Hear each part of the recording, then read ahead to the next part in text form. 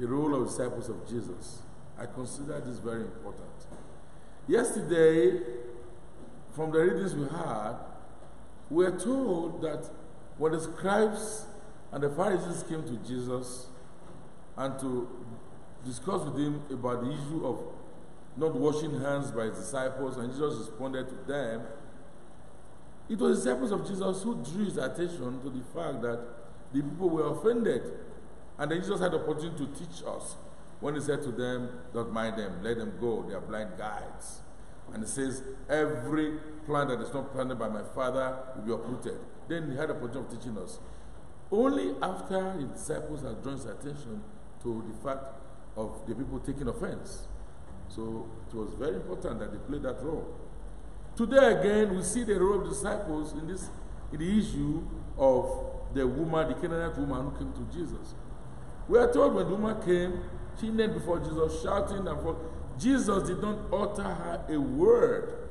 He said, but he did not answer her a word. Not even a word. He heard. He just had to move. He didn't answer her a word. Until the disciples intervened. They said, the disciples came and begged him. They begged him, really. They begged him, saying, send her away, for she is crying after us. It was only then that Jesus responded. And to the disciples, God did it very well. We are told, but he did not answer her a word. And the disciples came and begged him, saying, send her away, for she is crying after us. He answered the disciples. He answered what they said. I was sent only to the lost sheep of the house of Israel. It was only then that he had the opportunity again of expanding. And the woman came kneeling, and then they discussed the matter of the house of Israel, dogs, crumbs, bread, and all that. Only after the disciples drew attention. This is important. Important because sometimes we need the intervention, the intercession, the plea of other people. We need that of the saints, definitely. When Jesus, before he turned water into wine, the mother had to beg him, brought him into the matter before Jesus could or would even do such a thing. Other people have to intervene for us. Other people have to intercede for us. You know, in Nigeria, we know about this. We call it connection. It's very important. There will be opportunities for jobs, opportunities for all kinds of things in this country. And, you know, if you know someone who would intervene for you, who would help talk to someone for you, then you probably will get light. And you'll be opportuned. There are other people who know it, they have the knowledge, they can work very well in the opportunities, but they are not giving. You know, those days when I was in Justice and Peace Department, we saw that projects. You can write series of projects, you know, we write projects to all organizations asking for co-funding or grants or whatever. You might write projects with so many pages, very beautiful projects, and you send it to organizations. They look at it, sometimes they just, where is it coming from Nigeria? You throw it into the trash can. Sometimes you look at it, okay, these people again, because of who they think Nigerians are and all this stuff. But if you know someone in an organization, and they say, okay, write a project, even if it's a three-page project, you put a complimentary card on the person, and they look at it, they just call you they invite you, ask for that questions, and then they respond. It's all over, it's everywhere. You need connections, even with the saints. So don't mind people say the saints. Saints intercede. You pray. Jesus has given us lessons about prayer. And he says we must be consistent in prayer.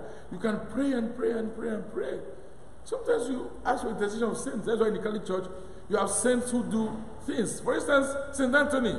If you have something that is lost and you are looking for it, ask for intercession of St. Anthony.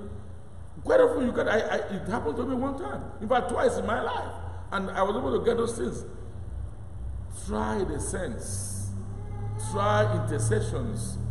Try asking people to pray for you. Having prayed for something and you don't answer, try asking people to pray for you. Because everyone is not the same, even before God. We have children, we have friends. You are not able to talk to somebody, you for someone who's close to the person. This is common sense. You say, I want to talk to Father. If you are coming here to see me, You have not met me before. You need someone to give you my contact, to call me. And you come into the compound, you want to see me very easily. You know how to do it. You know how persons will leave it to me. That's what happens even in our prayer life as well. You have been looking for something. Hey, the word of God tells us that in Proverbs chapter 15 verse 8, that even the petition of the evil man will be an abomination before the Lord. If you are not close to God, you have been an evil person. You cannot just move into God and begin to ask God questions, ask Him for favors. You cannot begin to ask Him for favors. You have to be attracted to God. And it says the vows of the righteous man are considered greatly before God. You need to be a friend of God before you can ask. Jesus called His disciples and said to them, He gave them authority. He says, whatever you consider bound on earth shall be bound in heaven. If you lose anything on earth shall be loosed in heaven. So you need the intercession of the apostles. You need the cooperation of the apostles. There are some persons have been given the opportunity, the authority, the power, the ability to do certain things. You need to go to them and ask them for help and assistance. If you think that you can just jump into the church or jump into prayer, begin to ask every time, and it's not answered, you can do. Yes, it's true. You can keep asking. The woman persisted. Yes, it's a good teaching, but sometimes you still need the intercession of people. That's why you see when you say, brother, pray for me. People coming here putting prayer petitions in our box.